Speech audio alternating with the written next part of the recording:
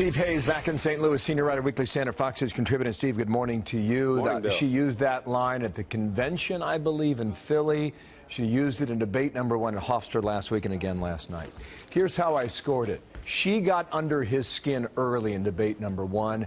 He did the same to her last night. What did you think? Yeah, I think that's fair. I think she was not nearly as polished in this debate as she had been at the debate in Hofstra, and Trump was better, particularly in the end of the debate. Having said that, I think if you look at the sort of the big takeaway from this debate, it did two things. One, it ensured, I think, that Republicans who were thinking about bailing on the Trump-Pence ticket or trying to push Donald Trump off of that ticket will sort of freeze, will hold their fire at this point. Two, Donald Trump, by denying directly that he had done these things that he's been accused of doing or that he boasted about doing in that tape, ensures that journalists are going to look for people who have made those accusations. And we know that there have been at least 2 women anonymously who have made those accusations. One in the New York Times in May, and then one, Erin Burnett of CNN, read an email from one on Friday night. I think we're likely to see more investigation into those claims. Okay, on that point, Anderson Cooper asked him about that specifically.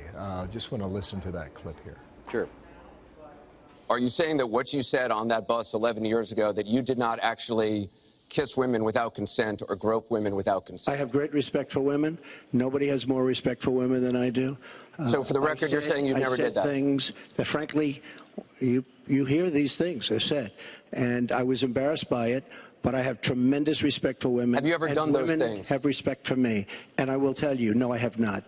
That's the point right there that you were making, Steve. And we'll see. You know, Pence is the go-between with Congress, and he was on last hour with our friends at Fox and Friends, and he pretty much said that Trump had his back up against the wall and was able to crawl out of a hole. And Pence seems to be back on board. It was my sense that she played it safe last night, and it reminded me of Mitt Romney 4 years ago in debate number 2, when he came out so strong in debate number 1, then backed off in 2 and 3. Yeah, you know, I think she came into this debate thinking that Donald Trump would implode, thinking that he was going to have to answer these things, thinking that he would lose his cool, and none of those assumptions on her part came true. Now, I think, you know, he's invited further questions. Some of his policy answers certainly weren't up to snuff, in my view, but she didn't have the kind of night that she did in the first debate. I mean, she wasn't nearly as fluid. She stumbled over some of her lines. She didn't know where she was going. Her responses on the email questions, a couple of them were flat out false, things that she claimed that just were not true. So I think she's going to have some things to answer for.